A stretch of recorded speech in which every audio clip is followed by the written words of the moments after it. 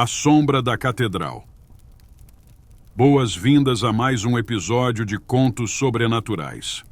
Hoje, vamos mergulhar em uma história aterrorizante que aconteceu na antiga e misteriosa Catedral da Sé, em Belém do Pará. Acompanhe o relato de um historiador que se viu envolvido em eventos sobrenaturais enquanto trabalhava na restauração de documentos antigos. Prepare-se para sentir arrepios enquanto exploramos os segredos sombrios que ainda assombram essa catedral. Acomode-se junto à fogueira e deixe as chamas guiar você por essa jornada sombria. Capítulo 1. A chegada à catedral. Carlos Mendes, um renomado historiador especializado em documentos antigos, foi convidado a trabalhar em uma tarefa especial na Catedral da Sé, em Belém. A catedral, com sua arquitetura imponente e séculos de história, sempre foi um marco na cidade, mas também era conhecida por suas lendas sombrias e histórias de assombrações. Carlos chegou a Belém em uma manhã ensolarada, animado com a oportunidade de desvendar os segredos escondidos nos documentos antigos. Ele foi recebido pelo padre Jorge, o pároco responsável pela catedral. Você está prestes a embarcar em uma jornada fascinante, Carlos, disse o padre com um sorriso amigável. Mas devo adverti-lo, esta catedral tem uma história profunda e às vezes perturbadora. Carlos não se deixou abalar pelos comentários do padre. Ele já tinha ouvido histórias de lugares assombrados antes, mas nunca acreditou realmente nelas. Seu foco estava nos documentos e nos segredos históricos que poderiam estar ocultos nas paredes daquela catedral. A catedral era imensa por dentro, com vitrais coloridos que filtravam a luz do sol em tons de azul e vermelho, criando uma atmosfera quase mística. As paredes eram adornadas com pinturas antigas e estátuas de santos que pareciam observá-lo enquanto ele caminhava. Carlos foi levado a uma sala nos fundos, onde os documentos estavam armazenados. A sala era escura e fria, com prateleiras cheias de pergaminhos envelhecidos e livros empoeirados. Naquela primeira noite, enquanto trabalhava na restauração dos documentos, Carlos começou a notar algo estranho. De vez em quando, uma sombra parecia se mover pelo canto de seus olhos. Ele tentava ignorar, pensando que era apenas o cansaço ou um jogo de luz, mas as sombras continuavam a aparecer. Elas eram rápidas, quase imperceptíveis, mas estavam lá. No início, ele tentou se concentrar no trabalho, mas a sensação de estar sendo observado crescia a cada momento. As sombras, que antes estavam restritas ao canto de seus olhos, começaram a se mover de forma mais evidente, atravessando as paredes e desaparecendo nas colunas escuras da catedral. Carlos decidiu parar por um momento e respirar fundo. Isso é apenas a minha mente pregando peças, pensou ele. Mas quando voltou ao trabalho, sentiu um frio incomum, como se uma corrente de ar gelado tivesse passado por ele. O ar estava pesado, quase sufocante, e o silêncio da catedral era perturbador. Por volta da meia-noite, quando as sombras se tornaram mais frequentes, Carlos decidiu encerrar o trabalho por aquela noite. Ele apagou as velas, organizou os documentos e se preparou para sair.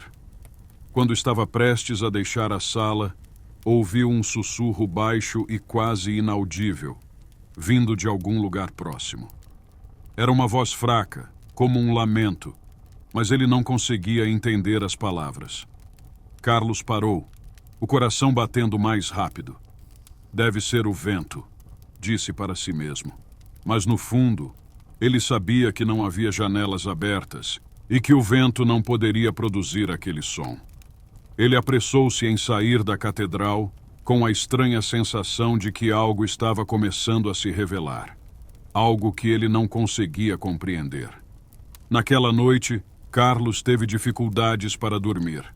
Sua mente estava cheia de pensamentos sobre as sombras e os sussurros. Ele tentou convencer a si mesmo de que era apenas a imaginação, mas sabia que havia algo mais, algo que não estava disposto a admitir. E assim, com essas dúvidas perturbadoras, Carlos adormeceu, sem saber que os segredos da catedral estavam apenas começando a se revelar. Capítulo 2. Revelações, sombras. No dia seguinte, Carlos retornou à catedral determinado a continuar seu trabalho. Ele tentou esquecer os estranhos acontecimentos da noite anterior, atribuindo tudo ao cansaço e à sua imaginação. Afinal, ele era um homem da ciência e não podia se deixar levar por superstições. Ao chegar à sala dos documentos, notou algo estranho. Um dos pergaminhos, que ele havia deixado cuidadosamente enrolado na prateleira, estava agora estendido sobre a mesa. Carlos tinha certeza de que não havia deixado o pergaminho daquela forma. Intrigado, aproximou-se e começou a examiná-lo. O pergaminho estava em latim, e enquanto Carlos traduzia o texto, seu sangue gelou. Era um relato detalhado de um julgamento da Inquisição, realizado ali mesmo, na Catedral da Sé. O documento descrevia como um grupo de hereges havia sido condenado e executado de forma brutal. O que mais o perturbou foi a menção de um ritual secreto realizado pelos condenados antes de suas mortes. Um ritual que supostamente ligava suas almas à catedral.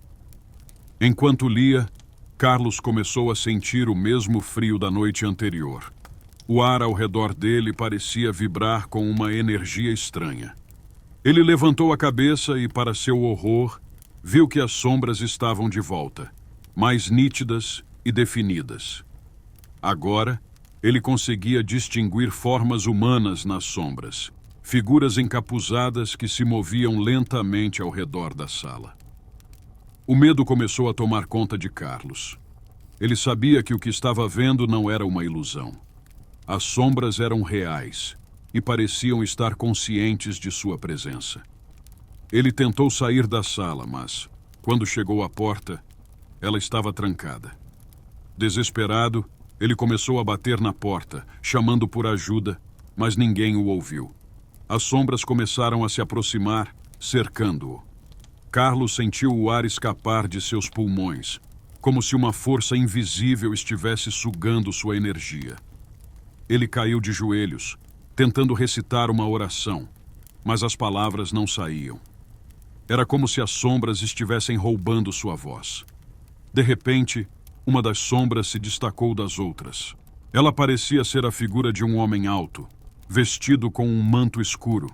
O rosto da figura estava escondido nas sombras, mas Carlos sentiu que ela o observava com uma intensidade perturbadora.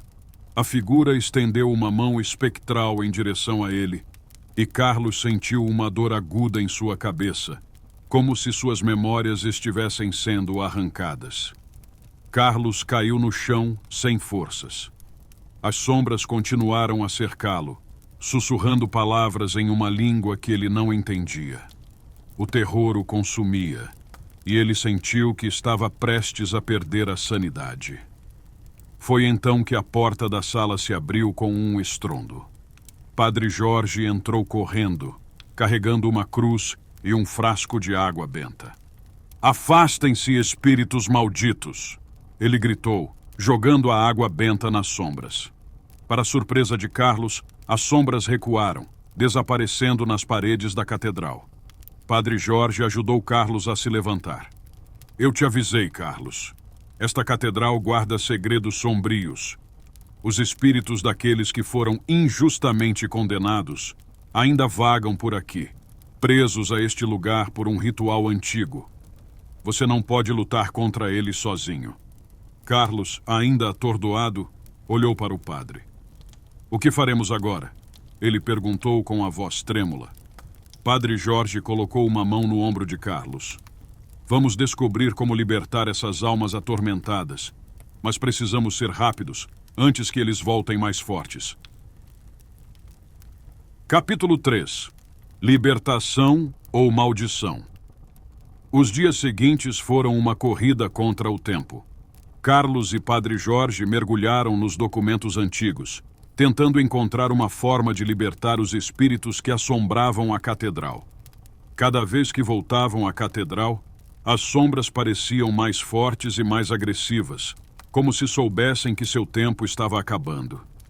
Enquanto investigavam, Carlos encontrou um manuscrito escondido em uma das paredes da catedral. Era uma confissão escrita por um dos monges que havia participado dos julgamentos da Inquisição. O monge, atormentado pela culpa, revelou que os condenados não eram hereges, mas inocentes que haviam sido usados como bodes expiatórios para encobrir os crimes dos verdadeiros culpados, os próprios membros da Igreja. O manuscrito também mencionava o ritual que havia sido realizado antes das execuções. Os condenados, cientes de sua inocência e sabendo que não escapariam da morte, haviam realizado um ritual de maldição, ligando suas almas à catedral para que seus algozes nunca encontrassem paz. Para libertar essas almas, seria necessário realizar um ritual de purificação no mesmo lugar onde haviam sido condenados. Com essa nova informação, Carlos e Padre Jorge decidiram agir imediatamente. Naquela noite, quando a catedral estava vazia, eles prepararam o altar para o ritual. Acenderam velas, queimaram incenso e recitaram orações de purificação. Carlos, apesar de ainda estar abalado, sentiu uma determinação renovada. Ele sabia que essa era a única chance de acabar com o tormento das almas presas na catedral. No entanto, à medida que o ritual avançava, as sombras começaram a aparecer novamente. Desta vez, estavam mais agressivas, como se estivessem resistindo à libertação. As velas tremiam, e um vento gélido varreu a catedral, quase apagando as chamas. Padre Jorge continuou a recitar as orações com fervor, mas Carlos começou a sentir uma presença sombria atrás dele. Ele virou-se lentamente e viu a mesma figura encapuzada que havia aparecido antes. Desta vez, a figura estava mais próxima, e Carlos podia ver seus olhos brilhando com um ódio profundo. "Você não pode nos libertar", a figura sussurrou com uma voz que ecoava na mente de Carlos. "Estamos presos aqui por séculos, condenados a reviver nossa morte. Você só pode nos unir a você." Carlos sentiu o pânico crescendo dentro de si. Ele sabia que se vacilasse, a maldição poderia se voltar contra ele. Ele pegou o manuscrito do monge e começou a recitar as palavras finais do ritual. As sombras começaram a gritar, um som horrível que fez as paredes da catedral tremerem. Com um último esforço, Carlos jogou o manuscrito no fogo do altar. As sombras deram um grito final e a figura encapuzada desapareceu, dissolvendo-se em um redemoinho de escuridão. O silêncio caiu sobre a catedral e as sombras finalmente se foram. Padre Jorge se aproximou de Carlos, exausto, mas aliviado. "Conseguimos", ele disse com a voz rouca. As almas finalmente foram libertadas. Mas Carlos, ainda tremendo, olhou para as paredes da catedral. "Será que realmente acabamos com a maldição?" Ele murmurou, com a mente assombrada pelas últimas palavras da figura. Nos dias que se seguiram, a catedral permaneceu tranquila, mas Carlos nunca mais foi o mesmo.